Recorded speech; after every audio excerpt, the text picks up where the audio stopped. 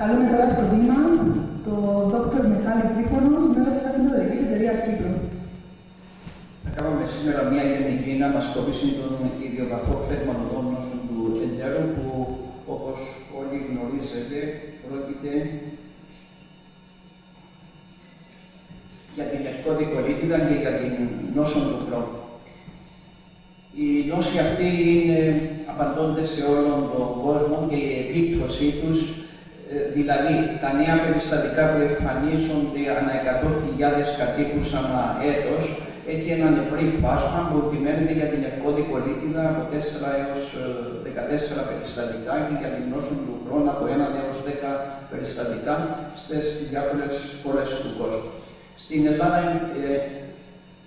απαντάται σε όλον τον κόσμο με μεγαλύτερη επίπτωση στον δυτικό κόσμο, Βόρειο Αμερική και Ευρώπη και στην Αυστραλία. Στην Ευρώπη η επίπτωση είναι μεγαλύτερη κυρίως στις βόρειες χώρες, ενώ όσον κατεβαίνουμε νότια η επίπτωση μειώνεται. Όσον αφορά τα φύλλα, προσβάλλει και τα δύο φύλλα κατά ίσον βαθμών, αν και υπάρχει μια μικρή υπεροχή στους άντρες στην λευκώδη κολίτιδα με κόκκινο χρώμα, ενώ στις γυναίκες υπερέχει κάπως η νόσος του Crohn με μπλε χρώμα.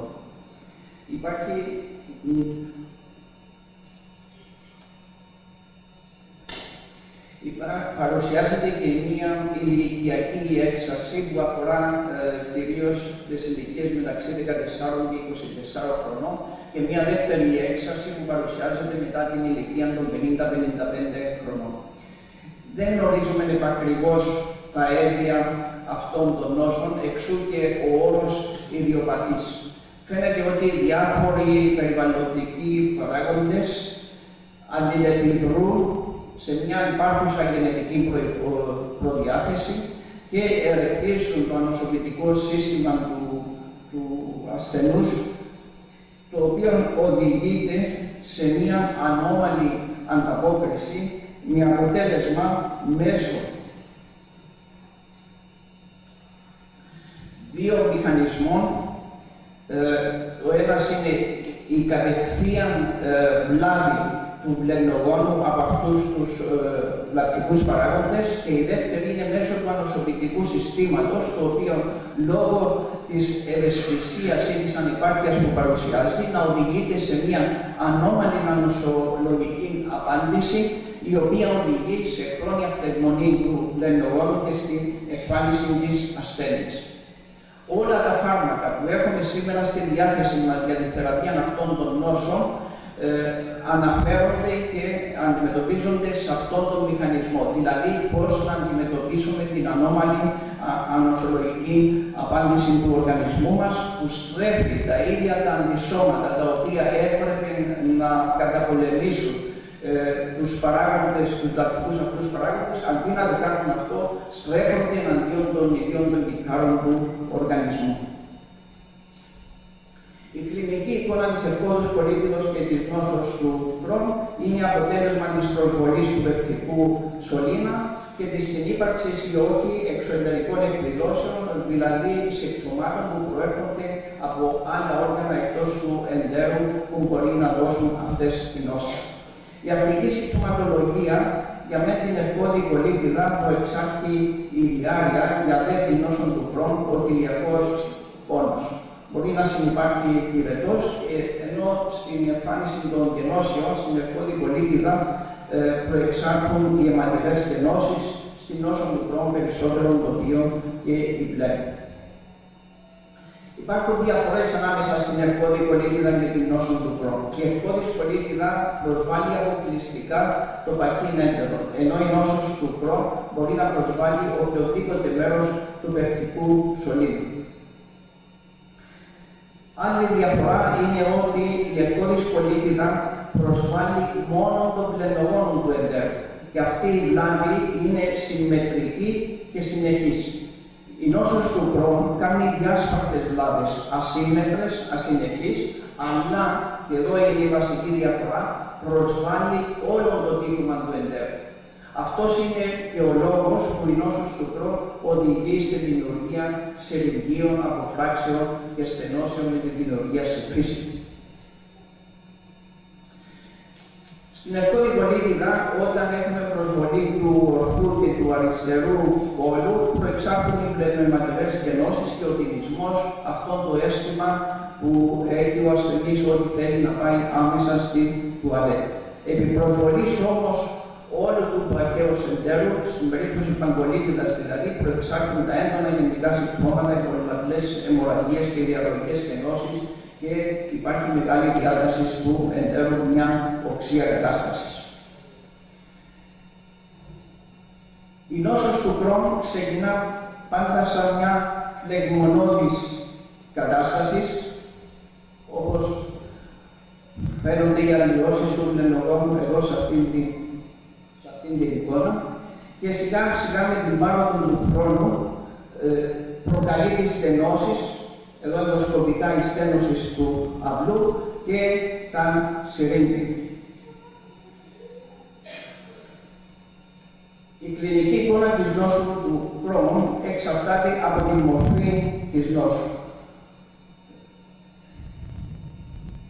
Στην αποφρακτική στενοτική νόσο, εδώ έχουμε περίπτωση στενώσεως του τελικού ηλαιού, προεξάρχουν τα κορυφή άλγη στη κοιλιά και ο μετεωρισμός.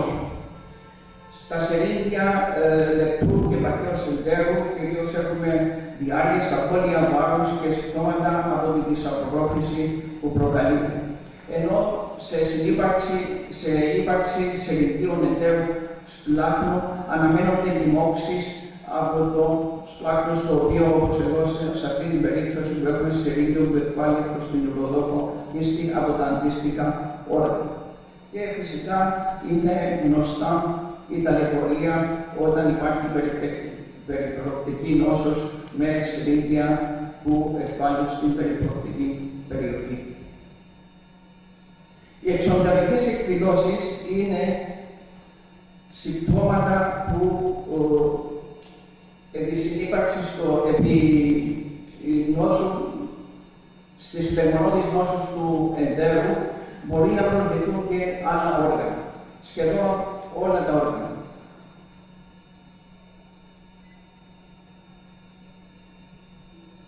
Όπως ο οφθαλμός, το λίπαρ, ο σκελετός, το πάγκρεας και το δέρμα.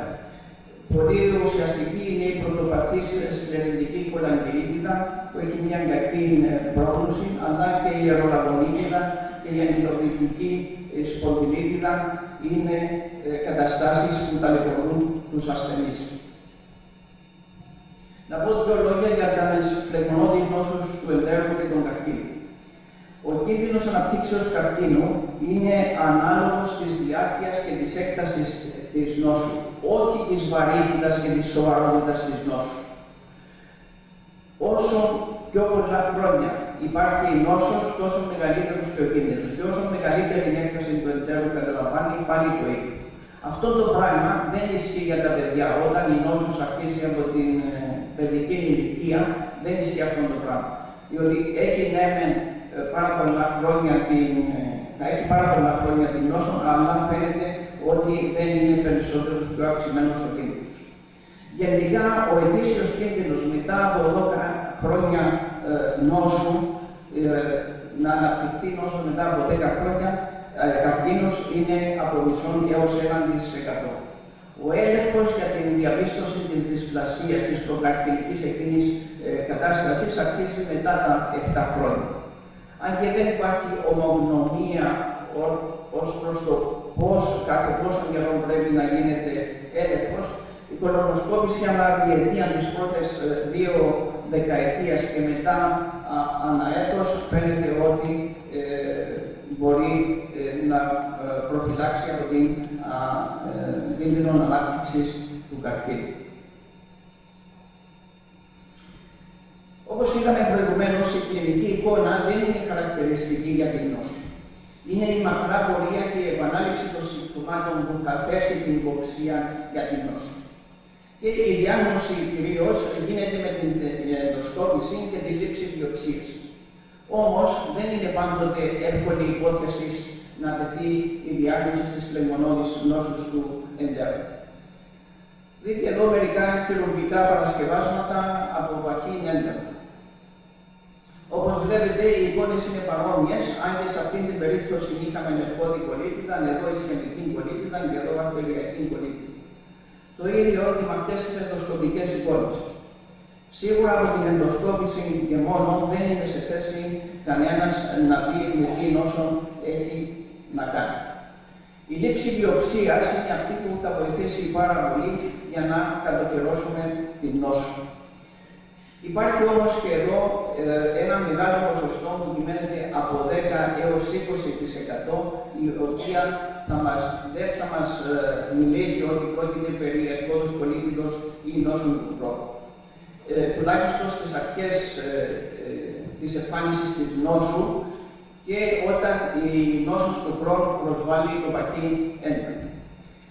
Αυτές τις κολίτιδες τις ονομάσαμε ενδιάμεσες κολίτιδες και ο χρόνος είναι με την επανάληψη των βιοψιών που μπορεί να τις κατατάξει στη μία ή στην άλλη νόσο.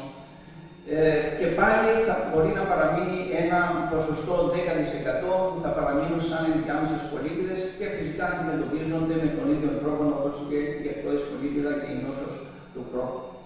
Γι' αυτό μη σας φαίνεται παράξενο εάν καμιά φορά ξεκινήσει η διάγνωση και να μιλάει στην παθολογική εξέταση ότι πρόκειται για νόσον του χρόνου και στο τέλος να καταλήξει ότι είναι ευκώδης κολίτιδα ή και το αντίστροφο. Όσον αφορά τις θεραπείες των φλεγμονωδών νόσων του εντέρου, τα πρώτα φάρμακα, η σουλφαλαζίνη και τα στεροειδή εισήχθησαν το 1979. Μέχρι τότε, τις κολίτιδες τις θεραπεύαν οι ψυχίατροι. Θυμούμε σαν τελειόπιτος της Ιατρικής Σχολής του 1978 στα τμήματα της ψυχιατρικής, που προσπαθούσαν να μας μάθουν τον τρόπο και την τεχνική να πείσουμε τον ασθενή ότι ήταν η ιδέα του και η καταναγκαστική του νεύρωση που είχε ανάγκη να τρέχει στην τουαλέτα τόσο συχνά. Έκτοτε φυσικά έχουν αλλάξει τα πράγματα με την εισαγωγή και άλλων φαρμάκων, αλλά εκείνο ο οποίος εγκαθόρισε τα τελευταία χρόνια ίσως άλλαξε την θεραπεία αυτών των νόσων ήταν η εισαγωγή των βιολογικών παραγόντων του Ιφλίξιμα το 1998 και έκτοτε έχουμε μια πληθώρα παραγωγής βιολογικών παραγόντων σχεδόν για κάθε αυτοάνωσο νόσημα. Τι είναι η θεραπευτική μας στόχη στις φλεγμονώδεις παθήσεις του εντέρου? Καταρχάς, η βελτίωση των συμπτωμάτων και η επίτευξη της ύφεσης. Ακολουθεί το στάδιο της διακοπής των στεροειδών και ο μεγάλος μας στόχος είναι η διατήρηση αυτής της ύφεσης με αποτέλεσμα τη βελτίωση της ποιότητας της ζωής του ασθενούς. Για ίαση δεν μιλάμε ουσιαστικά εφόσον πρόκειται για χρόνιες νόσους. Πώς θα το πετύχουμε αυτό? Πρώτα-πρώτα με την απομάκρυνση οποιοδήποτε περιβαλλοντικού παράγοντα που μπορεί να προκαλέσει έξαρση ή χειροτέρευση της νόσου, όπως είναι το κάπνισμα και τα φάρμακα. Με τα νοσαλικινικά και τα αντιβιωτικά στις ιδιότερες μορφές της νόσου και με τα κορτικοειδή και τα νοσοκαταστατικά στις πιο βαριές μορφές της νόσου. Και αν αυτή η συντηρητική θεραπεία αποτύχει, τότε θα προχωρήσουμε στο χειρουργείο. Εις μεν της νόσων του χρόνου, σίγουρα το χειρουργείο δεν θεραπεύει την νόσο, αλλά αντιμετωπίζει τις επιπλοκές της νόσου. Αλλά δούμε και στην ευκώδη κολίτιδα, στις περιπτώσεις που προβαίνουν σε κολεκτομή ή αφαίρεση του βαχαίου εντέρου του οργάνου στόχου για την ευκώδη κολίτιδα, δεν μπορεί να θεραπεύουμε την νόσο, αλλά σίγουρα ο ασθενής δεν είναι. Η είσοδος των βιολογικών παραγόντων στη θεραπευτική μας παρέδρα άλλαξε τα πράγματα τα τελευταία χρόνια. έχει προσθέσει στη θεραπευτική μας πυραμίδα ακόμα ένα σκαλοπάτι, την επούλωση.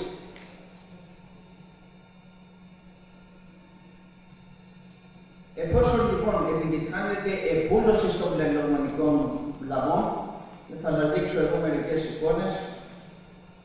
Στο πάνω μέρος είναι πρώτης θεραπείας με βιολογικούς παράγοντες, σε μια τελική ηλιοίτιδα,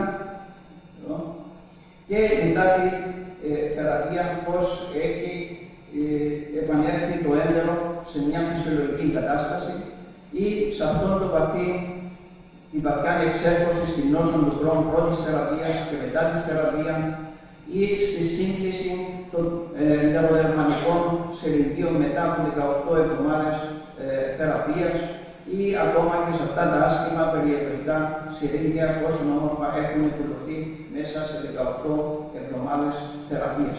Αλλά ακόμα και στις εξωτερικές εκδηλώσεις, όπως σε αυτό το βιογενές, το βιοδερματικό γαγκρενώδες βιόδερμα, το οποίο πόσο όμορφα έχει κλείσει μετά από τη θεραπεία. Γεννιόνται όμως νέα ερωτηματικά. Θα υπάρχει κάποια περίπτωση, εφόσον έχουμε πετύχει την επούλωση, και στην προκειμένη περίπτωση επούλωσης ταυτίζεται με την πλήρη ύφεση. Και εφόσον έχουμε πλήρη ύφεση, σημαίνει, συνεπάγεται και ίαση σε αυτή την περίπτωση. Και εφόσον έχουμε ίαση, δεν είναι νέο ερώτημα. Θα σταματήσουμε κάποια φορά την χορήγηση αυτών των βιολογικών παραγόντων ή πότε πρέπει να το σταματήσουμε? Το ερώτημα μπαίνει εν ώψη του μακροχρόνιες επιδράσεις που μπορεί να έχουν αυτά τα φάρμακα στον οργανισμό, αλλά και για το κόστος θεραπείας που τη σήμερα ημέρα κανένα κρατικό ταμείο ή άλλων ταμείων ιατροφαρμακευτικής περίθαλψης δέχεται να αναλάβει. Δεν υπάρχει σαφή απάντηση σε αυτό το ερώτημα. Έχουν γίνει μελέτες, έχουν γίνει παρατηρήσεις, υπάρχουν κάποιες ασαφείς κατευθυντήριες οδηγίες για συγκεκριμένα περιστατικά, αλλά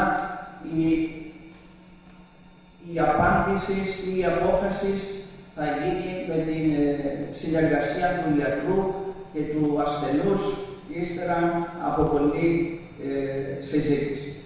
Έναν είναι το σίγουρο, ότι μαζί, θεράποντες και ασθενείς, μπορούμε να πετύχουμε πολλά στην αντιμετώπιση αυτής της νόσου, βελτιώνοντας την ποιότητα της ζωής των ασθενών μας.